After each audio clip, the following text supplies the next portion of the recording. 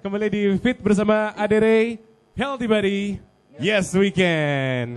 Kita berikan kesempatan lagi, Mas. Baik, untuk yang sudah ada di sini ya, untuk bertanya langsung. Silakan. Ada Mas Adi nih.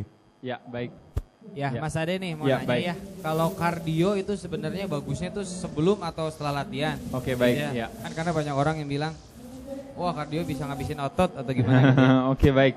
Ya, terima kasih pemirsa. Jadi kardio yang dimaksud di sini adalah kardio itu dari katanya namanya kardiak. Dari kardiak itu jantung. Jadi melatih otot jantung kardio atau biasa yang dikenal oleh masyarakat disebut dengan aerobik aktivitas. Ya, aerobik aktivitas bisa berupa senam aerobik, bisa berupa jalan kaki, berenang, ya, jogging, bisa juga berupa senam aerobik atau aktivitas aerobik yang dilakukan bersama-sama yang disebut dengan yang namanya organized cardio, ya. Jadi bersama-sama rame-rame dalam satu kelas. Jadi senam-senam aerobik, ya. Nah, aktivitas aerobik akan lebih baik dilakukan, ya, adalah biasanya setelah melakukan aktivitas latihan beban. Kenapa lebih baik?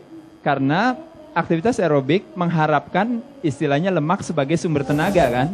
Nah, jadi habis latihan beban, pada saat kita masuk ke dalam aktivitas aerobik, maka biasanya otomatis untuk menggunakan lemak sebagai sumber tenaga akan jauh lebih mudah ketimbang daripada kalau kita melakukan aktivitas aerobik di awal sebelum melakukan latihan beban.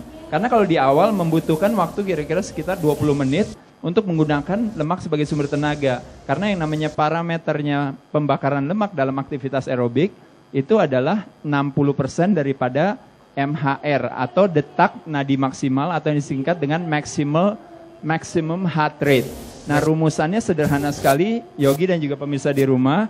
Rumusannya maksimum heart rate adalah 220 dikurangi umur. 220 dikurangi umur. Nah, untuk bisa menggunakan lemak sebagai sumber tenaga kita, maka kira-kira kisarannya di antara 60 sampai 80% maksimal heart rate kita. 60 sampai 80% maksimal heart rate kita akan menggunakan lemak sebagai sumber tenaga. Kita jadikan lemak sebagai garansi bagi kita bilang lemak saya akan terbakar. Nah, untuk setelah melakukan aktivitas latihan beban, kita otomatis biasanya udah ada di 50% detak nadi kita. Makanya pada saat kita langsung melakukan aktivitas aerobik setelah latihan beban, maka untuk pencapaian ke dalam zona pembakaran lemak tadi menjadi lebih mudah sekali dan menjadi lebih cepat gitu. Nah, terus kalau waktu idealnya buat ini kardio kurang lebih lama? Ya saya rasa mungkin kira-kira sekitar 20 menit 30 menit sudah cukup, nggak usah terlalu lama-lama.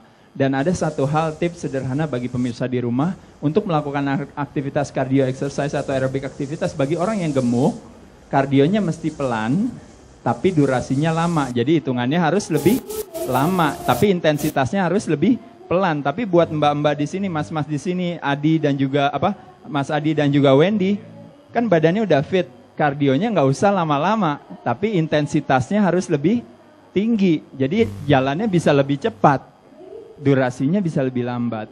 Tapi bagi yang gemuk, teman-teman di rumah, jangan yang cepat-cepat, nanti keburu pusing nantinya, ya. Jadi malah nggak baik. Jadi lakukan latihannya, kardionya pelan-pelan aja bertahap. Tapi durasinya lebih panjang, bisa setengah sampai 1 jam. Kurang lebih itu. Ada lagi? Oh ya, baik.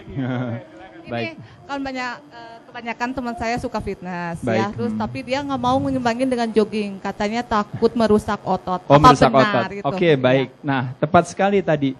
Pada saat kita melakukan aktivitas kelamaan aerobiknya, melebihi daripada 80% detak nadi kita per menit, dia tidak menggunakan lemak lagi sebagai sumber tenaga, tapi dia menggunakan apa? Menggunakan apa sebagai sumber tenaga? Menggunakan otot sebagai sumber tenaga. Makanya kenapa dia takut. Oleh sebab itu bagi teman-teman yang atletis, yang badannya bagus, dia bilang, saya nggak mau lah lari, nanti ototnya habis. Sebenarnya selama dia larinya cuma sekitar 20 menit, maksimal 40 menit, ototnya nggak bakal habis, tetap bagus. Tapi kalau kelebihan, kelamaan, misalnya ikut main sepak bola 45 menit kali 2, otomatis tentu dia harus mengkonsumsikan makanan dulu sebelum dia melanjutkan aktivitasnya gitu. Kurang lebih kira-kira seperti itu. Baik ya Mbak ya? Masih ada lagi pertanyaannya? Oh ada lagi.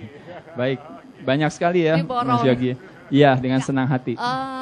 Suplemen apa nih yang bagus? Ya, Oke, apa baik. Mas Ade pakai suplemen? Oke, baik. Nah, Ya, kalau terima buat kasih. perempuan nih. Iya, baik, Ya. baik. Terima kasih. Pada dasarnya suplemen kalau pemirsa tahu di rumah, suplemen dari katanya adalah tambahan.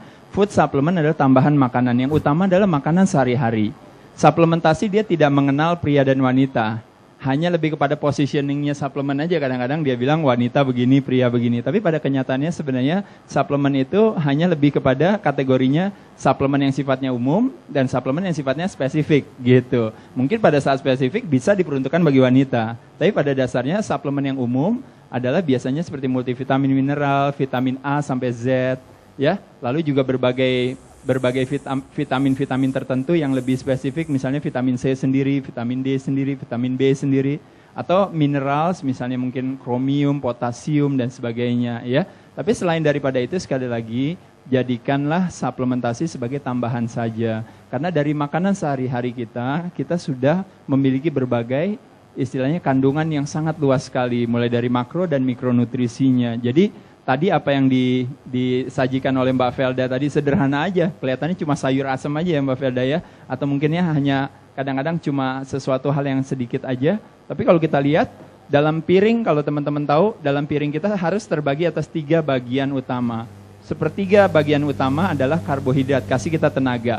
Pilihannya dari apa? Tadi pilihannya. Bisa dari nasi merah, bisa dari ubi, dari pasta, dari oatmeal, dari mana? Sepertiganya. Lalu sepertiganya lagi kira-kira dari mana? Sepertiganya adalah dari protein. Dari katanya protein adalah protos yang utama, building block, batu batanya bangunan itu. Protein bisa didapat dari hewani dan nabati. Nah, hewaninya bisa dapat dari apa? Dari ikan, dari ayam, dari macam-macam, daging putih dan daging merah. Kalau nabati bisa dapat dari apa? Nah, kalau dari Bandung paling ya betul. Betul, luar biasa. Tempe, tahu, kedelai, kacang merah, kacang hijau, ya macam-macam sekali. Itu bisa variasinya. Dan yang sumber terakhir, yang ketiga, kalau di piring kita sepertiganya lagi harus diisi dengan apa? Dengan serat, dengan sayur-sayuran, ya. Nah, yang paling populer di Bandung nih ada lotek, ada karedok, ada gado-gado dan sebagainya. Jadi itu bisa jadi pilihannya. Saya rasa kurang lebih itu ya.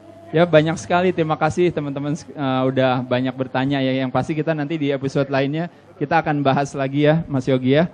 Berbagai hal tentang pola hidup yang sehat. Pola hidup yang Terima sehat. kasih teman-teman, terima kasih. Dan tentunya untuk Anda pemirsa juga yang ingin bergabung di acara ini, langsung datang dan ketemu sama Mas Ade, tanya-tanya langsung ya Mas ya. Atau juga ingin melayangkan pertanyaan, silahkan dikirimkan lewat email ke fit.adere@yahoo.com. Dan mungkin boleh diulangi lagi Mas Ade untuk episode berikutnya ada pertanyaan atau kuis yang ingin pertanyaannya adalah sebutkan 5 jenis sumber protein. 5 jenis sumber protein, boleh dari hewani, boleh dari nabati. 5 jenis sumber protein ya. Baik, kalau gitu terima kasih untuk Anda semua yang sudah ada di sini dan untuk Anda di pemirsa. Jangan lupa di episode berikutnya nanti Anda akan bisa menyaksikan lagi banyak tips-tips dan juga menu-menu sehat lain ya Mas Ade ya.